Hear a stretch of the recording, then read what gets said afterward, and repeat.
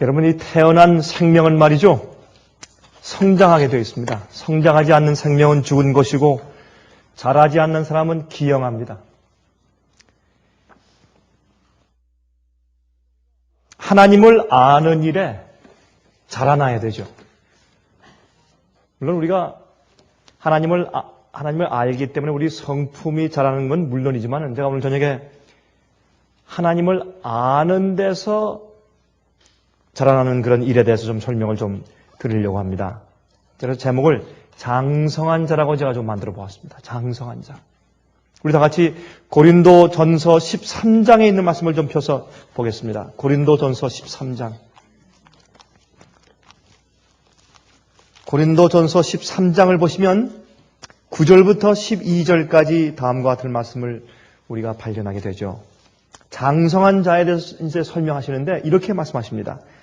고린도전서 13장 9절부터 12절까지 제가 읽습니다. 온전한 것이 올 때에는 부분적으로 하던 것이 패하리라.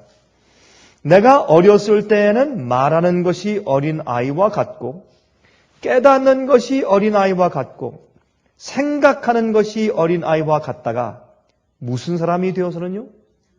장성한 사람이 되어서는 어린아이의 일을 버렸노라. 우리는 이제는 거울로 보는 것 같이 희미하나 그때는 얼굴과 얼굴을 대하여 볼 것이요 이제는 내가 부분적으로 아나 그때는 주께서 나를 아신 것 같이 내가 온전히 알리라. 13절도 읽읍시다. 그런즉 믿음, 소망, 사랑 이 세 가지는 항상 있을 것인데 그 중에 제일은 사랑이라. 자, 보십시다.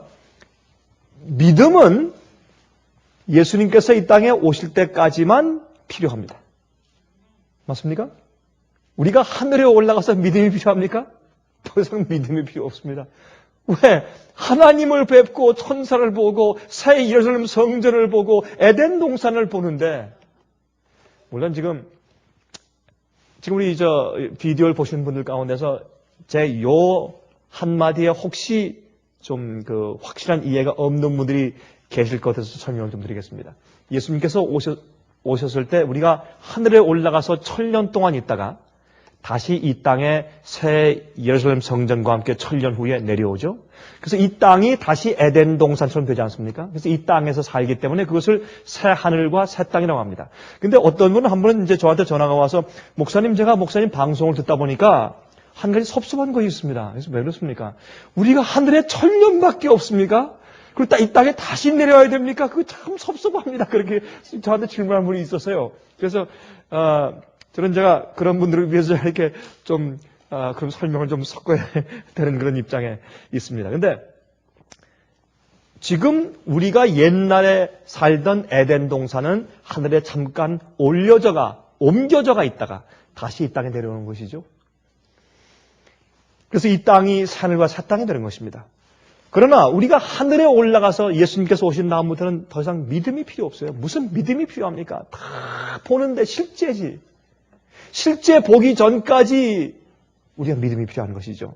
그러므로 앞으로 믿음도 패해요. 또 소망은 지금 소망이 필요하지. 그때는 다 이루어졌는데 무슨 소망이 필요해요? 그때는 소망이 아니고 모든 건 실제예요. 그렇죠?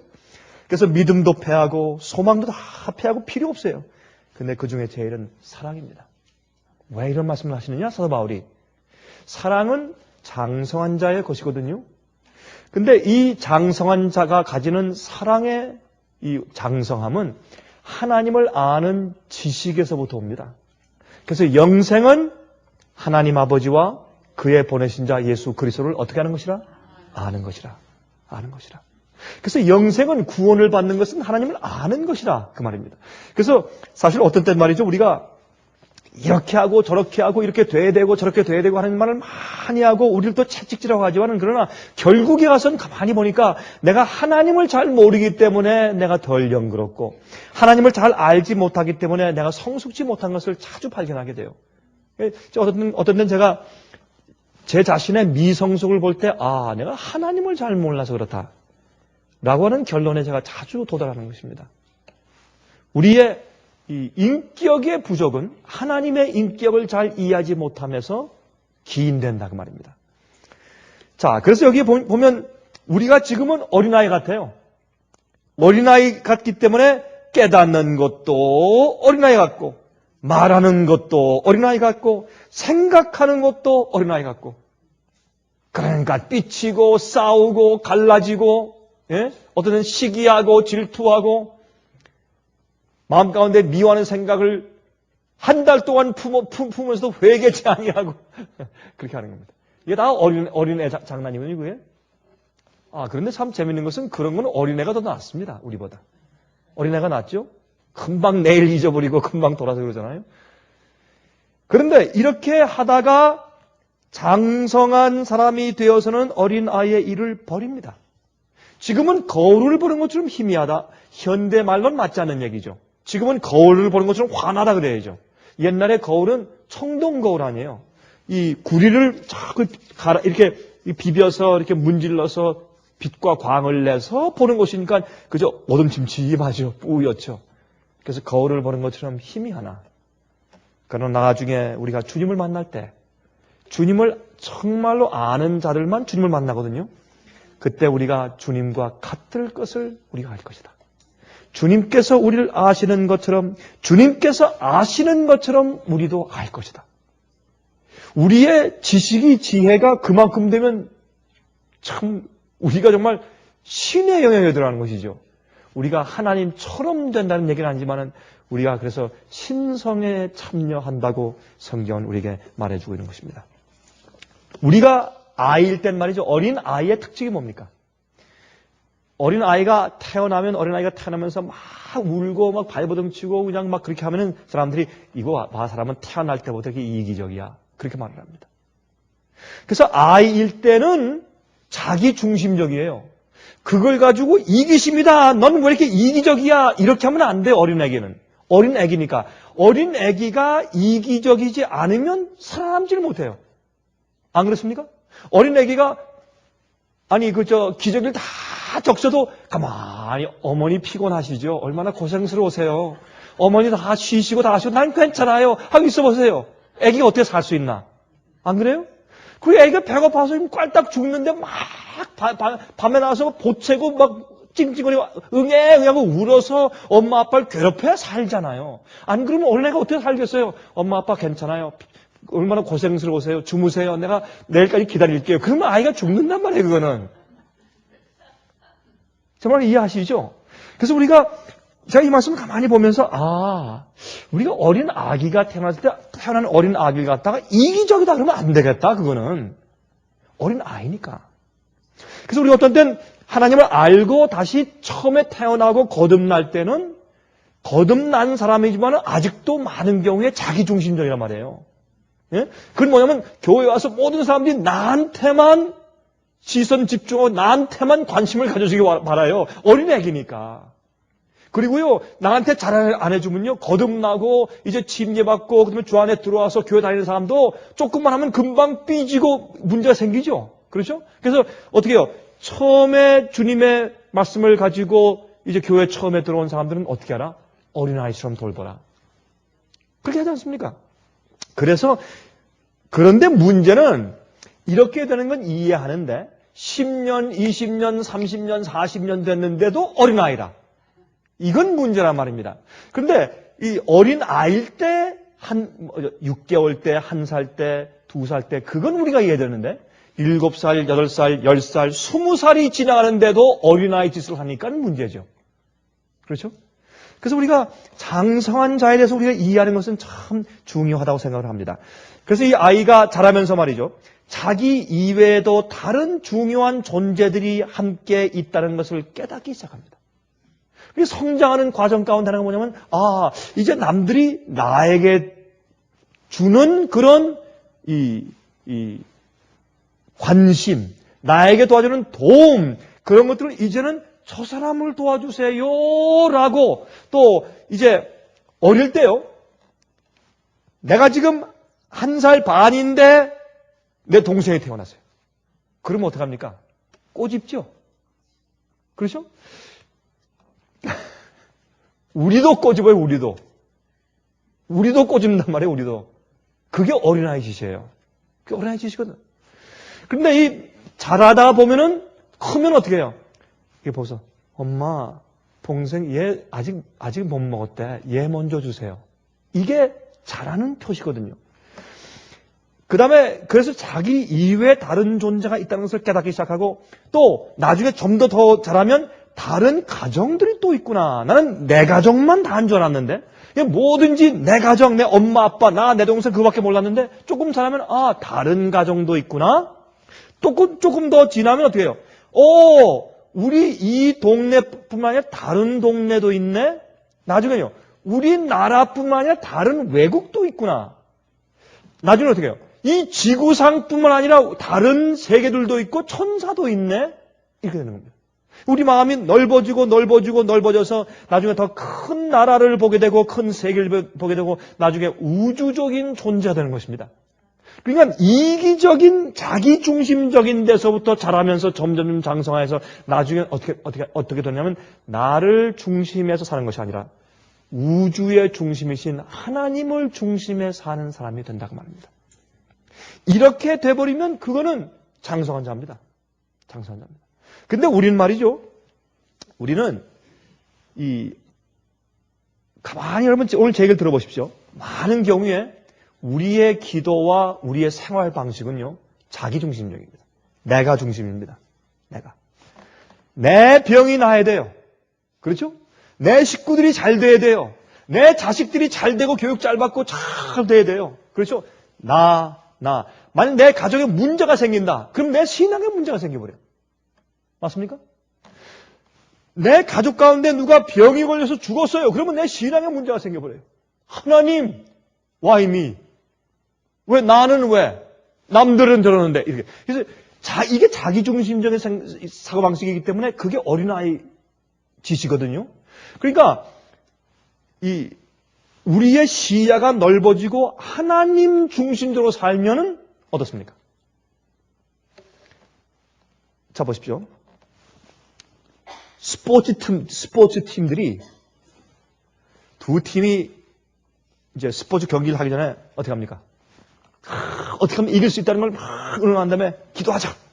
코치와 함께 기도하고 일어서 나갈 때 죽여라! 그러고 나가죠. 그러면 하나님께서 어느 팀의 기도를 들어주셔야 합니까? 얼마나 난처하세요. 그래서 이런 난처한 경우가 이 세상에 꽉 차 있거든요. 그래서 어떤 때는 하나님께서 나의 기도를 들어주실 수가 없어요. 내 기도를 들어주면 질서와 조화와 합리성이 깨져버려요.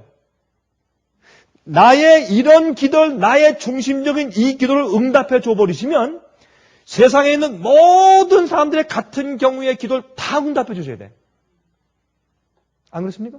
그래, 그게 합리적이에요. 그래서 어떤 때는 하나님께서 어떤 사람은 병 낫게 안 하세요. 그냥 죽게 하세요. 그게 주님의 뜻이에요. 그래, 합리적이에요.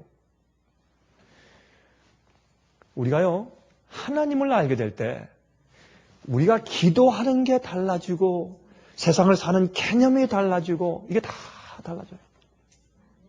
기복신앙이 뭔지 아십니까? 기복신앙. 복을 구하는 기도의 신앙이에요. 복을 기도한다고 해요. 기복신앙. 그러면 이 기복신앙의 의미는 뭐냐면 왜 하나님을 믿느냐?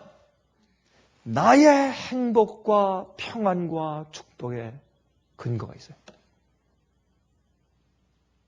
그래서 어디에 관심이냐면 하나님을 믿기 때문에 오는 행복과 평안과 축복에 대한 많은 관심과 많은 강조가 있어요. 그런데 여러분 보세요. 세상에 부조리가 얼마나 많이 있나? 얼마나 부조리가 많이 있어요. 우리가 이런 면에서 한번 생각을 잘 해봐야 합니다. 그래서 성화라고 하는 것은 다른 사람들을 위하여 존재하는 의식이 생기는 것이고 성화는 함께 더불어 살아가기에 필요한 것이고 그래서 의무감도 생기고 사회인으로 성장하게 되는 것입니다. 처음 믿을 때는 하나님께서 나를 사랑하여 구원하시는 은혜에 감사하는 정도의 이해만 가지고 출발하지만은 그러나 영적인 아이지만은 계속적으로 시야가 넓어진 다음에 나중에 어떻게 되는지 아십니까? 신앙생활하다 하나님이 얼마나 힘드실까? 하나님이 얼마나 난처하실까? 내가 이럴 경우에 나의 주님을 위해서 내가 할 수 있는 일이 무엇인가?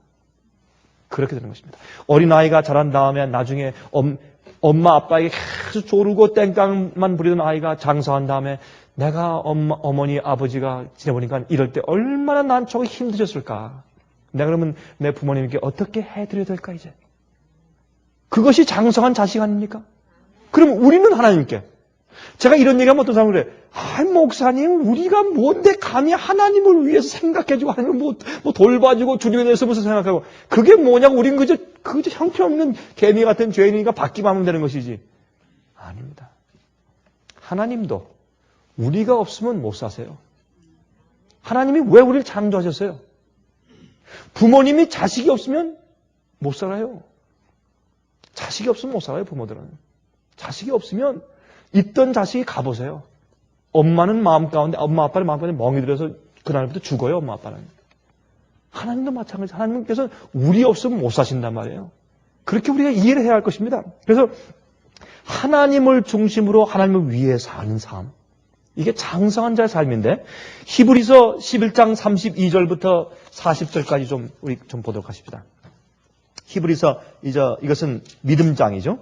히브리서 11장 32절부터 40절까지 제가 읽겠습니다. 이렇게 말씀되어 있어요.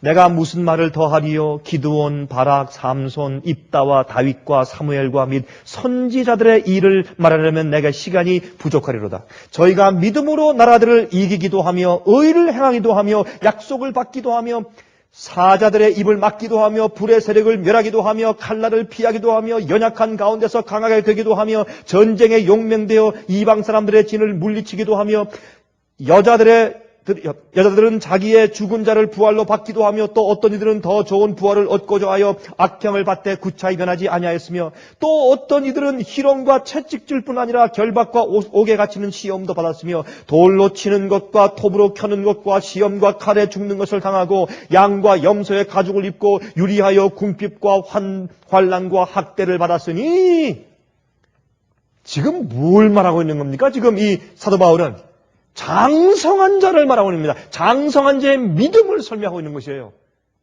나의 중심적으로 사는 것이 아니라 하나님 중심적으로 진리의 중심적으로 살기 때문에 내게 어떤 일이 일든지 믿음으로 하나님을 위해 살고 있어요. 그래서 칼로 처지금을 당하고 돌로 맞고 다 해도 끝까지 환난과 궁핍과 학대와 핍박을 당하면서 광야에 유리하면서 자기 있는 것을 다 빼앗기면서까지도 산단 말이에요. 그러면서도 불평하지 않고 주님을 떠나지 않아요. 38절에 이런 사람은 세상이 감당치 못하도다. 저희가 광야와 산중과 아멸과 토굴에 유리하였느니라. 이 사람들이 다 믿음으로 말미암아 증거를 받았으나 약속을 받지 못하였으니 이는 하나님이 우리를 위하여 더 좋은 것을 예비하셨은즉 우리가 아니면 저희로 온전함을 이루지 못하게 하려 하심이니라.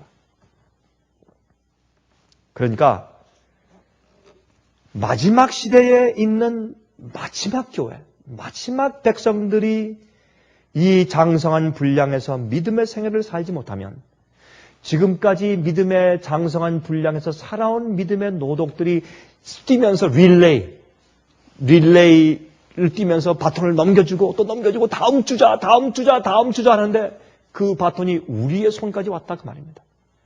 우리가 아니면 저희로 온전함을 이루지 못하게 하려 하십니다. 얼마나 놀라운 얘기예요.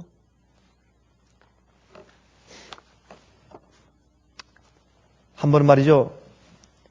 한 아버지와 어머니가 계셨는데 그 아들이 3일 동안 학교를 안 갔어요. 학교를 간다고 나갔는데 학교를 안 간 겁니다. 근데 어머니 아버지는 몰랐죠. 나중에 선생님한테서 전화가 왔어요. 왜 요새 아드님이 학교 안 옵니까? 무슨 말입니까?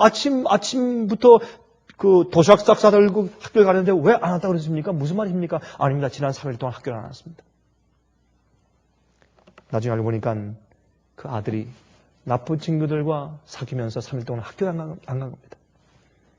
그때 이 아버지가 그 아들이 이제 저녁에 왔을 때 그 아들 붙잡고 아주 호되게 야단을 친 다음에 너 이제 반성하기 위해서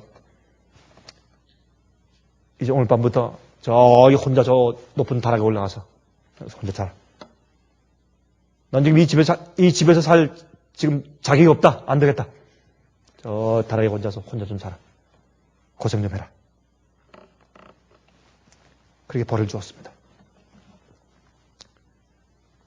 근데 자는데 첫날 밤입니다. 이 아버지가 말이죠. 침대 위에서 엎치락 뒤치락 이리 뒤척 저리 뒤척 잠을 못 자는 것입니다. 그때 그 부인이 여보 당신 왜 그래요? 아 내가 잠이 안 오. 여보 내가 잠이 안 오. 조금 있다가 담요 한 장을 들고 베개를 들고 여보 내가 저 위에 올라가 잘게 하고서 그걸 끌고서 아버지는 벌준 아들이 자고 있는 다락으로 올라가는 겁니다. 그래서 이제 조용히 문 열고 들어가서 그 아들이 잠자는 옆에 가서 쭈그리고 이 아빠도 같이 베개를 베고 자는 것입니다. 그 이튿날 저녁에 또 이 아버지가 또 이리 뒤척 저리 뒤척 잠을 못 자는 겁니다. 그래서 조금 있다가 또 베개를 들고 담요 들고서 올라가면서 여보 내가 또 오늘 밤에도 위에 올라가서 자야 되겠어. 또 올라서 잤어요. 아들과 함께. 3일째 저녁이 되는 날인데 이 아버지가 또 잠을 못 자는 겁니다. 또 이제 베개를 들고 또 담요 들고 또 올라가서 벌 받고 있는 아들 옆에 가서 자는 겁니다. 이것이 예수님의 스토리 아닙니까? 우리의 죄의 벌 때문에 죄인을 그냥 낙원에 살게 할 수가 없어요. 그건 법에 어긋나는 것이고 그럴 수가 없는 것이에요. 그거는 그렇게 되면 죄가 영원히 존재하게 되기 때문에 안 되는 것입니다. 그러나 벌 받고 있는 이 인류를 위해서 같이 와서 같은 곳에 와서 잠을 주무신 분이 우리 예수님이 아닙니까? 하늘에서 베개를 가지시고 담요를 가지시고 이 땅에 오셔서 우리 옆에서 잠을 주무신 분이 예수님 아니에요? 그것을 깨닫고 나서 시작하는 것이 우리의 태어나는 어린 아이의 생활이거든요. 그러나 그렇게 하다가 나중에 어떻게 해요? 이 아들이 아빠가 벌을 주어서 다락에 자면서 막 씩씩거리며 분해서 자면서 학교 가서는 우리 아빠 나쁜 사람이야 라고 흉을 받지만은 그러나 매일 밤 지나면서 아빠의 심정을 이해하게 됐을 때 이 아들은 어떤 경험을 합니까? 성장하는 경험을 합니다. 자라요. 아버지가 그런 분이 아니구나. 성장하게 돼요. 그래서 우리가 하나님을 알 때 우리가 장성한 자가 되는데 예를 들어서 우리가 어릴 때는 용돈을 부모가 넉넉히 안 줄 때 부모가 원망스러워요. 그래서 다른 사람들에게요. 자기를 낳아준 부모님들에 대해서 가서 흉을 봐요. 그렇죠? 어린아이들이 그렇죠? 청년들이 그렇죠? 그러나 나중에 부모님들이 다른 곳에도 써야 할 일이 많은 것을 알게 되고 자기에게 용돈을 주는 것이 부모님의 큰 희생인 것과 또 자기를 훈련시키기 위한 방법인 것을 알게 될 때 이 아들이 장성하게 자라게 되는 것입니다. 그래서 우리가 하나님을 알 때 자라는 거예요. 자꾸 장성하고 자라는 것입니다. 하나님을 깊이 우리가 알게 되는 것입니다. 그래서 히브리 5장을 좀 보십시다. 히브리 5장을 좀 펴서 보십시오. 아까 히브리 11장을 읽었는데 이제 히브리 5장을 보시면 히브리 5장 12절부터 6장 6절까지 히브리 5장 12절부터 6장 6절까지 보십시다. 이렇게 말씀되어 있어요. 때가 오려므로 너희가 마땅히 선생이 될 터인데 너희가 다시 하나님의 말씀의 초보가 무엇인지 누구에게 가르침을 받아야 할 것이니 젖이나 먹고 단단한 식물을 못 먹을 자가 되었도다. 대저 젖을 먹는 자마다 어린 아이니 의의 말씀을 경험하지 못한 자요. 단단한 식물은 장성한 자의 것이니 저희는 지각을 사용하므로 연단을 받아 선악을 분별하는 자들이니라. 분별력이 없어요. 어떤 때는 우리가. 예? 장성한 자. 그래서 어떤 때는 진리의 딱딱한 걸 먹지 못하고 누가 가서 항상 이 젖을 주는데 젖은 어떻게 해요? 자기가 못 먹으니까 누워있으면 갖다 이렇게 대주면 빨아만 먹는 거예요. 이렇게 쭉쭉. 그게 젖을 먹는 거 아닙니까? 그게 어린아이 짓이에요. 자기가 골라, 자기가 요리해서, 자기가 빼려, 자기가 앉아서 기도하고 감사하다고 자기가 씹어서 먹지 못해요. 자기가 말씀을 깨닫고, 자기가 연구하고, 자기가 그 영적 음식을 받아 먹지 못하는 그런 사람들은 벌써 어린아이라. 그런 말을 했죠. 6장 1절. 그러므로 우리가 그리스도 도의 초보를 버리고 죽은 행실을 회개함과 하나님께 대한 신앙과 세례들과 안수와 죽은 자의 부활과 영원한 심판에 관한 교훈의 틀을 다시 닦지 말고 완전한 데 나갈지니라. 여기는 지금 어떻게 말씀하십니까? 하나님을 아는 일에 완전한 데 나가자 그 말을 하는 것이에요. 그러면 그 하나님을 아는 완전한 우리의 지식이 우리를 어떻게 장성한 자로 만들어주니까 그걸 지금 말하는 것이에요. 왜? 여기에 보통 일반적인 기본적인 성경 기초 교리 그런 것만 답숙하고 아는 우리 이 지성적인 이해 말고 하나님을 진짜 알고 하나님을 아는 지식에서 완전한 데 나가자 그 말이에요. 지금 여기에서. 하나님께서 허락하시면 우리가 이것을 하리라. 한 번 비춤을 얻고 하늘의 은사를 맛보고 성령의 참여함 배하자고 하나님의 선한 말씀과 내세의 능력을 맛보고 타락한 자들은 다시 새롭게 하여 회개케 할 수 없나니 이는 자기가 하나님의 아들을 다시 십자가에 못 박아 현재의 욕을 보임이라 그랬어요.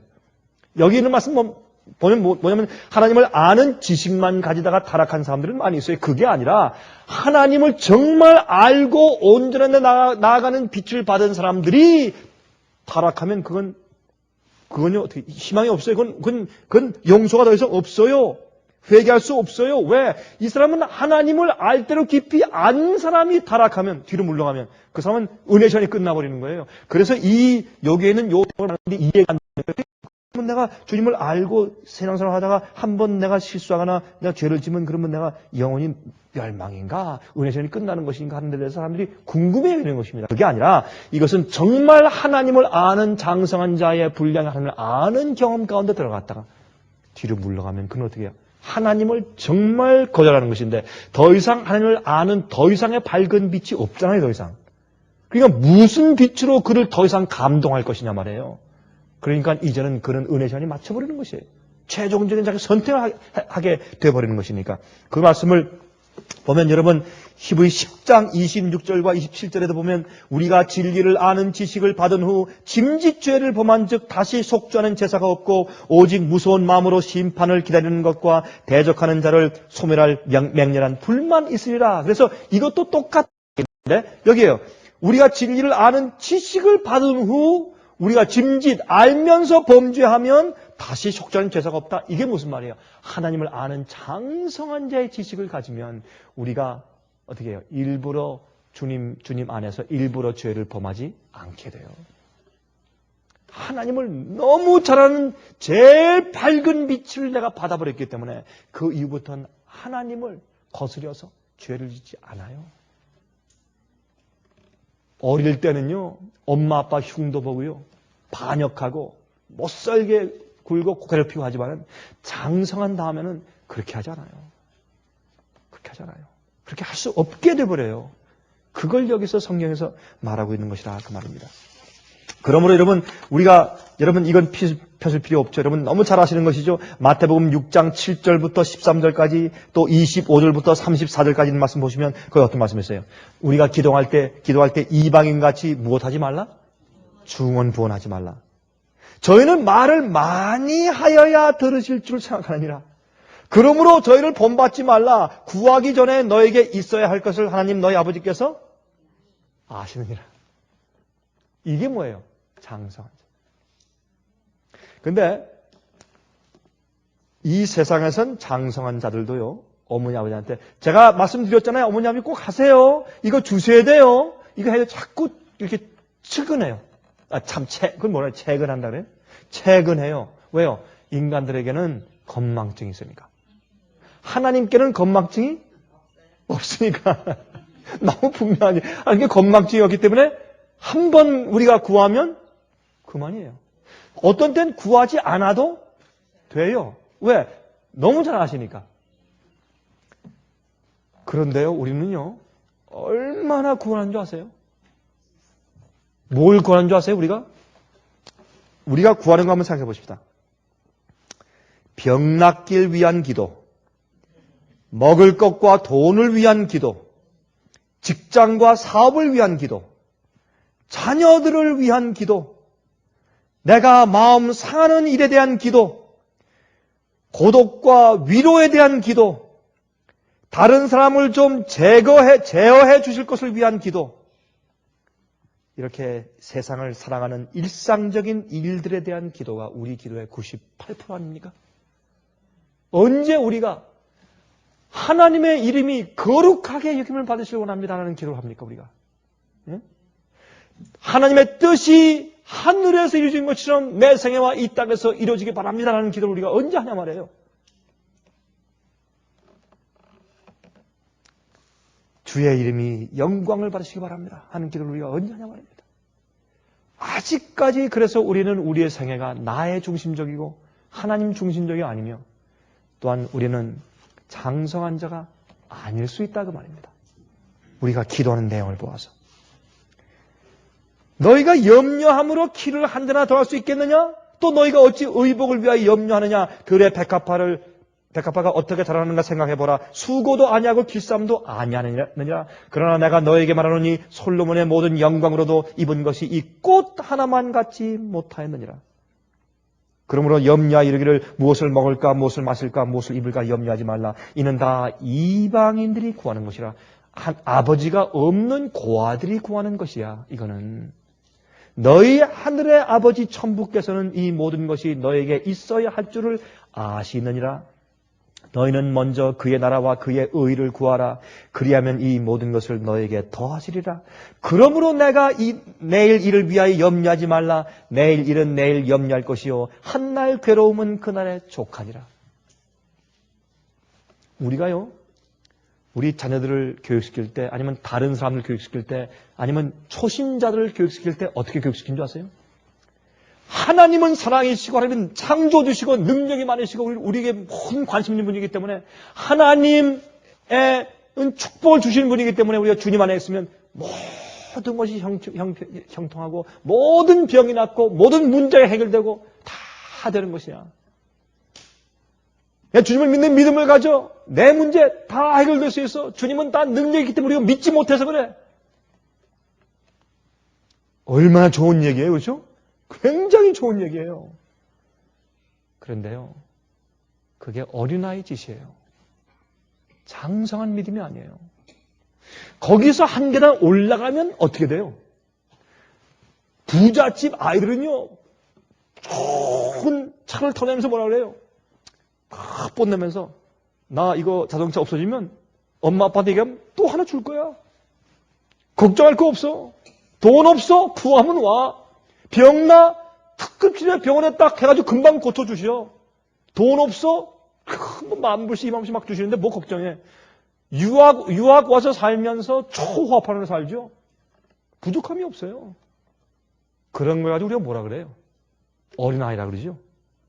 그러면서 우리가 기도하고 사는 신앙 생활에 있어서는 그렇게 할 때, 그게 믿음이라 그래요. 어디 그게 믿음이에요? 어린아이 짓이지. 여러분 제 말이 한지로 맞습니까? 안 맞습니까? 예? 우리가 한 계단 더 올라가서 보세요. 이렇게 되는 거예요. 우리가 교육시킬 때 초신단을 교육시키게 이렇게 해야 돼요. 우리가 기도할 때 하나님은 사랑이시고 우리의 모든 것을 주시기 원하시고 해주시기 원하시고 할 수 있는 능력이 있으면 하나님이시고, 그러나 어떤 때는 하나님께서 우리 기도대로 안 주실 때도 있고, 어떤 때는 안 주시는 게 좋고, 어떤 때 우리가 아플 때 우리가 아파서 고생을 하도록 하는 주님의 뜻일 수 있고, 그러므로 내게 어떤 일이 생기든지 아프든지, 우리 결혼식 할 때, 저는 결혼식 주례를 많이 해봤기 때문에 저는 외우잖아요. 가난하든지 부하든지 아프든지 건강하든지 모든 다른 사람들은 다 버리고 이 사람만 남편으로 섬기고 살기로 서약하십니까? 근데 우리가 하나님께 그렇게 안 해요. 하나님께 그렇게 안 한다고. 내가 당장 어려우면 하나님 왜요? 금방 낙심하고 뒤로 물러가고. 예? 어떤 때요, 기도하십시오, 말씀 좀 가르치십시오, 이거 좀 해주십시오. 그러면요, 목사님, 저는요, 요즘에 저 어려움 때문에 쫙 처져 있기 때문에 좀 못해요. 다른 사람 시키세요. 그게 뭐 하는 짓이요? 어린아기 짓이지. 그건 어린아기 짓이거든요. 그러니까 우리는 어때요? 가난하든지, 부하든지, 내가 병이 낫든지, 안 낫든지, 돈이 있든지 없든지, 괴롭든지 어떤지 상관이 없이 하나님을 중심으로 사는 것이에요. 주님께서 오늘 내 이 기도를 응답하시지 않는다면 이것이 내 생애 주님의 최선일 것이다. 그게 내 생활 가운데, 내 신앙 가운데 아무런 것도 주지 말아야 돼요. 그게 무슨 그 지장을 주냐 말이에요. 여러분, 제 지금 설교 듣고 있는 여러분이 비디오를 통해 듣고 있는 분들한테 특별히 제가 선명하는 것이에요. 얼마나 많은 그리스도인들이 이런 사고방식으로 살는지 몰라요. 그러니까 다 어린 애기요, 사는 것이. 믿습니다. 뭘 믿어요? 뭐를?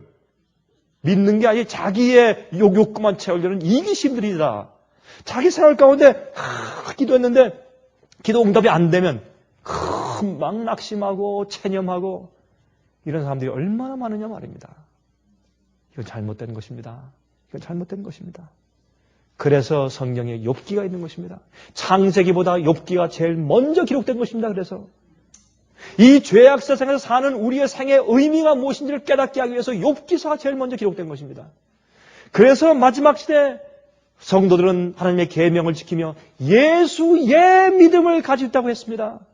예수님은 그런 믿음으로 사셨습니다. 예수님이 이 땅에 사시면서 어디에 예수님께서 고난과 환난과 핍박을 모르고 사셨습니까? 아니지 않습니까? 예수님처럼 고난받고 예수님처럼 어려움 당하고 예수님처럼 피곤한 분이 세상에 어디 있었습니까? 그게 장성한 자의 삶이 아닐까요? 우리가 이런 생각에서 많이 벗어나야 합니다. 그래서 우리가 어떤 의미에서 계속적인 기도의 응답은 우리를 믿음 없는 자로 만들 수 있는 것입니다. 그래서 우리가 자녀들한테 교육시킬 때 그렇게 해야 돼요. 정말 우리가 주님을 믿는 믿음과 확신을 가지면 뭐든지 잘 되고 뭐든지 건강하고 뭐든지 넌 축복받을 수 있어. 이렇게 교육시키면 아이를 뭘로 만드는 겁니까? 어린 아이로 만들어주는 거예요. 그러면 그 아이들이 큰 다음에 아무리 기도하고 뭐 해도 잘 안 될 때 어떻게 될까요? 하나님이 날 사랑하시지 않는 모양이다. 이거 내 신앙과 믿음에 문제가 있는 모양이네. 이렇게 되는 것입니다. 아니에요. 이렇게 하게 돼요. 내가 어려움 당할 때 어려움 당해야지. 병이 나야지. 왜? 우리가 부절제하고 잘못했으면 결과로 병이 나야지. 어떤 땐 내가 잘못 안 해도 어떤 수혈을 잘못해서 내가 에이즈병이 걸릴 수 있어. 그래도 하나님을 찬송하자. 왜? 에이즈병이 나도 또 죽느냐? 또 죽지? 또 죽어. 암이 나도 또 죽어. 그러므로 궁극적으로 돈이 잘 벌린다, 잘 산다, 좋은 집에 산다. 오케이. 그 다음에는 행복하다. 그 다음에는 그러다가 안 늙는가? 늙죠. 안 죽어요? 죽죠. 그러므로 전도서는 모든 것이 해 아래 있는 모든 것이 다 헛되다. 헛되고 헛되니. 모든 것이 헛되다. 그래서 그런 얘기가 나와요. 왜 모든 게 헛되어? 헛되지 않은 게 많은데 우리한테 볼 때. 그러나 이런 각도에서 신앙적으로 볼 때 모든 것이 헛되다고 말해버린 거예요. 그게. 그 말이 맞죠. 그러므로 이 땅에 사는 것은 뭐다? 하나님께서 우리를 영생을 주시기 위해서 진리를 깨닫고 더듬어 하나님을 발견할 수 있는 시간을 주신 것밖에 없다. 그러면 우리가 태어날 때 눈이 안 보이는 소경으로 태어나든지 절름발이로 태어나든지 나면서부터 난장으로 태어나든지 불구로 태어나든지 상관이 없어요. 태어나서 우리의 머리가 돌아가서 하나님을 발견할 수 있고 우리가 하나님을 아는 지식에 온전히 자랄 수 있는 그런 기회가 부여된다면 그거는 큰 축복이에요. 그게 축복 아닙니까?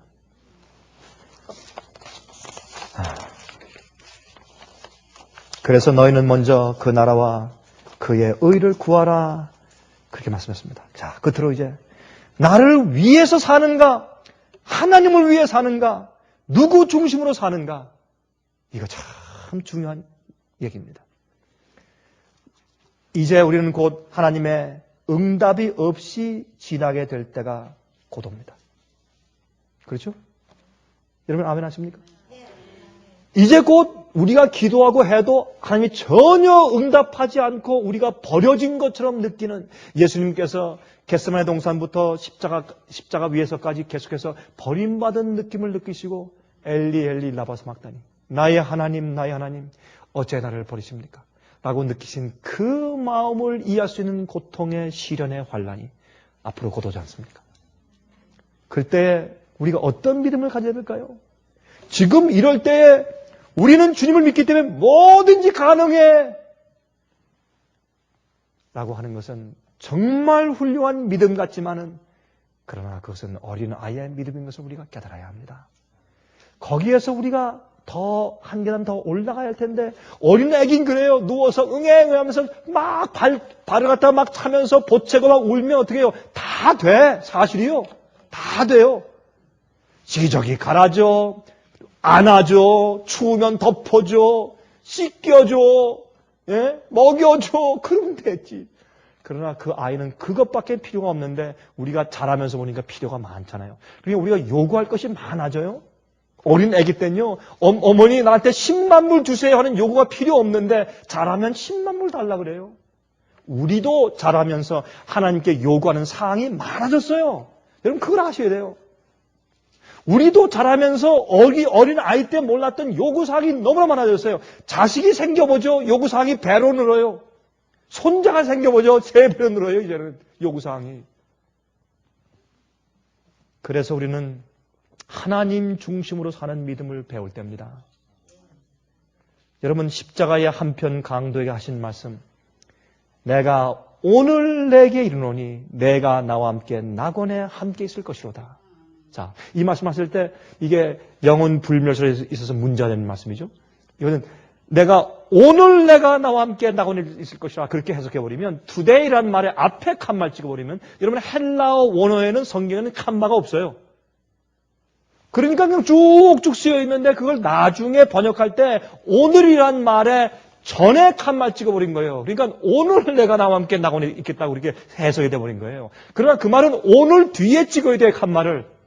번역할 때 칸말 잘못 찍었어요. 그러면 내가 오늘 내게 분명히 말하는데 내가 앞으로 나와 함께 낙원에 있을 것이다. 그런 말이에요. 그렇게 말씀하신 거예요. 왜? 예수님께서 돌아가신 금요일 날 저녁에 예수님께서 낙원에 안 가셨어요.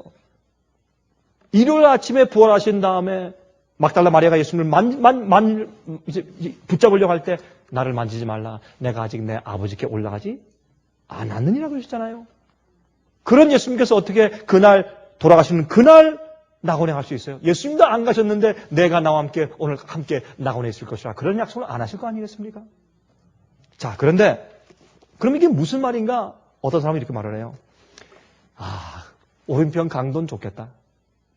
죽을 때 십자가 못 박힌 거는 안 좋지만은 참 좋겠다. 왜? 간단하게 구원받았으니까. 자기 살던 시큰 살다가 맨 마지막에 주여 당신의 나라가 임할 때 예수여 나를 기억하옵소서 할 때 그 한마디하고 구원 딱 받았으니까 얼마나 쉽고 좋으냐. 여기에 따라서 많은 사람들이 그러면 내가 죽을 때 딱 믿고 내가 구원받는다라는 사람이 많은데 죽을 때 회개가 안 되거든요. 그런 사람들은. 죽으면서 회개가 안 돼요. 회개는 갑자기 되는 게 아니기 때문에 이 사람은 계속적으로 성령의 감동을 받아서 갈등하며 있어 오다가 나중에 주님께서 십자가 지고 가시고 못 박히시고 하는 모든 품성을 볼 때 깊은 감동을 받고 성령의 감동으로 예수님을 인정하게 된 것입니다. 바리새인들과 율법사들과 제사장들과 대제사장이 그 앞에서 조롱하며 십자가에서 내려오라고 야유하는 온 교회가 성경을 가지고 예언을 가지고 있는 온 교회가 십자가 밑에서 야유하고 조롱하는 그 죄수를 하나님의 아들 메시아로 받아들인 믿음이 그게 적은 믿음입니까 여러분? 이건 보통 믿음이 아니에요. 사람들이 오해하는 거예요. 간단한 믿음이 아니에요. 그리고 또 한 가지 보십시다. 예수님은 피가 흘러서 가시고 멸류관 속에 가시 멸류관 때문에 피가 쭉쭉 흘러서 예수님은 수염에 덕지덕지하죠. 초췌하고 굶었으니까 이 뺨이 쏙 들어가셨죠. 눈이 괭하게 들어가셨고 기운이 없으시고 말할 기운도 없으신 예수님께서 초췌하게 아마 예수님이 갈비뼈가 앙상했을지 몰라. 이렇게 십자가에 달려 계실 때 참 아무 볼 것이 없는 그런 죄수의 몹으로 돌아가시는데 그때 이제 예수님께서 그 강도가 예수님의 성품을 보고 눈에 보이는 거 말고 예수님의 성품을 보고 이분은 하나님이시다. 이거는 인간이 아니다. 하나님의 성품이다. 깨닫고 주님을 인정하는데 주여 당신의 나라가 임할 때 나를 기억하시옵소서. 그게 예수님이 뭐라 그랬어요? 이렇게 말씀하신 거예요. 내가 지금 너를 구원할 수 없는 것처럼 보일지라도 내 제자들까지라도 다 도망가 버린 상태에 내가 외롭게 죽어갈지라도 내가 힘없이 죽어가는 입장에서 너에게 아무런 도움을 주지 못할 것 같이 보일지라도 이 시간 내가 오늘 지금 내게 이르노니 내가 앞으로 나와 함께 하늘 낙원에 있을 것이야. 여러분 이거 믿을 수 있어요? 우리가 거기 달려있으면 그건 믿기 어려울 거예요.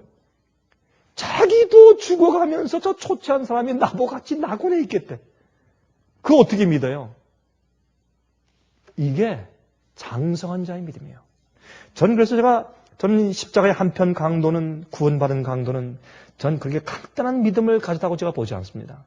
그 환경과 그 역경 가운데서 그 예수님을 자기를 데리고 영원한 낙원으로 가실 메시아요, 하나님의 아들로 보고 믿었단 말입니다. 그 죽어가고 지금 한편 강도 뭐라 그랬어요? 자기 저주하면서 욕하면서 그래요. 예수여, 당신이 정말 하나님의 아들이거든. 당신도 살리고 우리도 좀 살려주십시오. 이 고통에서 한번 내려와 주십시오. 나를 이 고통에서 내려주시면 내가 믿겠소. 그런 거 아니에요? 오늘날 많은 그리스도인들이 그렇게 말하고 있잖아요. 예? 그렇게 말하고 있어요.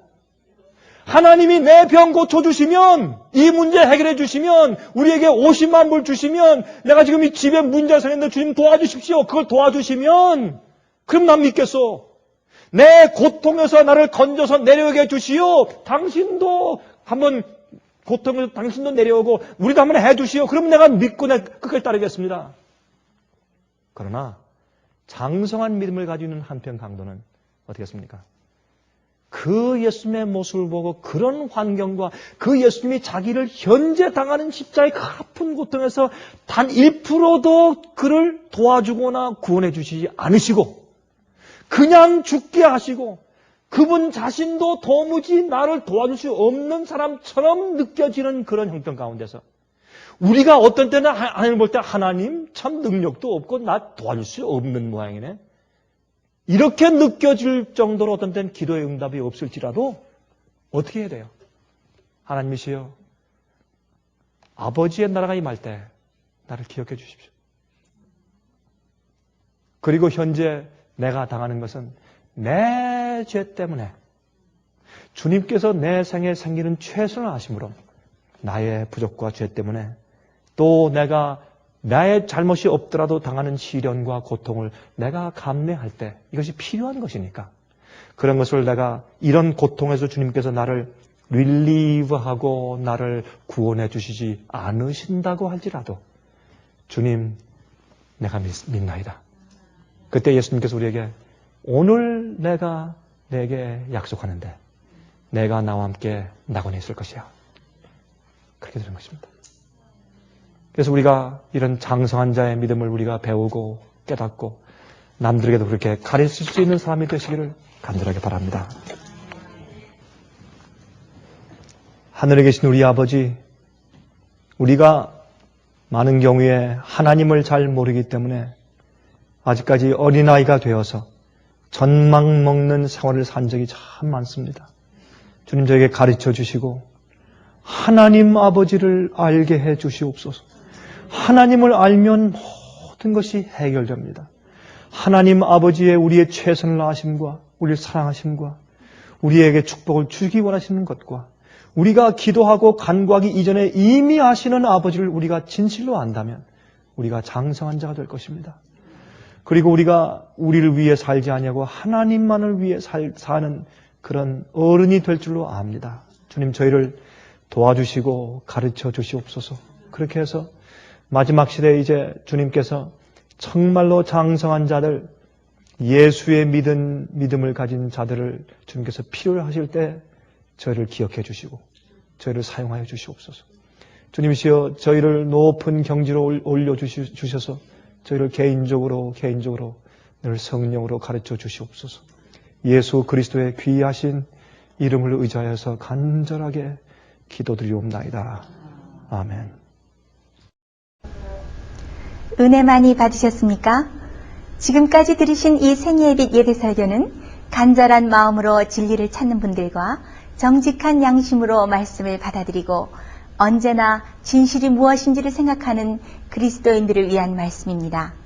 주변 가족들이나 친지들 중에 말씀을 사모하고 순결한 신앙을 갖기 소원하는 분들이 계시면 생애빛 예배설교 테이프를 소개해 주시기 바랍니다. 매주 원하시는 분들의 가정으로 직접 배달되는 생애빛 예배설교는 개인의 신앙 부흥이나 소규모 그룹 예배를 위하여 비디오와 오디오 테이프, DVD, CD로 제작되었습니다. 생애빛 예배설교 테이프를 원하시는 분들은 1-877-704-1004번으로 전화하여 주시기 바랍니다. 생애의 빛은 각종 미디어, 즉 출판물, 텔레비전, 비디오, 오디오 카세트 테이프, DVD, CD, 그리고 웹사이트를 통하여 복음을 전하는 미디어 선교 기관입니다. 생애의 빛에서 이루어지는 선교 사업을 크게 5가지로 나누어 소개하면 다음과 같습니다. 첫째로 생애의 빛은 가정과 건강과 참된 신앙을 소개하는 월간지 살아남는 이들을 매달 발간하고 있습니다. 가정과 건강 문제뿐만 아니라 참된 신앙과 성경에 나타나 있는 중요한 진리들에 대하여 매달 깊이 있게 다루는 최고의 신앙지입니다. 둘째로 생애의 빛은 미국의 주요 도시에서 텔레비전 선교 방송을 하고 있습니다. 많은 분들은 생애의 빛 선교 방송을 통하여 복음을 발견하고 새로운 생애를 살아가고 있습니다. 셋째로 생애의 빛에서는 우편 통신을 통하여 평신도들의 성경 연구를 도와드리는 성경통신학교를 운영하고 있습니다. 성경에 나타나 있는 중요한 문제들에 대하여 체계 있게 공부하기를 원하시는 분들은 성경 연구 단기 코스와 계시록을 통한 성경 교리 연구, 또한 요한계시록 연구 과목을 신청하시기 바랍니다. 교재 및 모든 비용이 무료인 생애의 빛 성경 연구 과정을 통하여 복음과 예언 문제를 가장 쉽고 체계 있게 공부하시기 바랍니다. 넷째로 생애의 빛은 예언 연구를 위하여 특별하게 제작된 비디오 시리즈를 나누어 드리고 있습니다. 성경 구약과 신약의 대표적 예언서인 다니엘서와 요한계시록을 처음부터 마지막까지 자세하게 해설해드리는 예언 연구 비디오 시리즈를 통하여 많은 분들이 성경과 미래에 대한 새로운 시야를 가지고 살아가게 되었습니다. 마지막 시대의 복음과 비밀이 담겨져 있는 다니엘과 요한계시록 비디오 시리즈를 신청하셔서 새로운 영적 부흥을 체험하시기 바랍니다. 다섯째로 생애의 빛은 생애의 빛 원장이신 강병국 목사님의 예배 설교가 담겨져 있는 비디오와 오디오 테이프, DVD나 CD를 원하는 모든 그리스도인들에게 나누어 드리고 있습니다. 매주 생애의 빛 예배 설교 테이프를 받기 원하시는 분들은 생애의 빛으로 연락하여 신청하여 주시기 바랍니다. 끝으로 생애의 빛 선교 사업에 대해서 좀 더 자세하게 알기 원하시는 분들은 웹사이트 www.sostv.net를 방문하시기 바랍니다. 생애의 빛 웹사이트에는 지금까지 나온 모든 월간지와 비디오 테이프과 텔레비전 방송물들을 누구나 무료로 보실 수 있도록 준비되어 있습니다. 지금까지 소개해드린 생애의 빛 선교 교재들 중에서 원하시는 책자나 테이프 있으시면 무료 전화 1-877-704-1004번으로 신청하여 주시기 바랍니다. 미국 동부 시간으로 월요일부터 금요일까지 9시에서 5시 사이에 전화해 주시기 바랍니다. 그럼 다음 시간까지 안녕히 계십시오.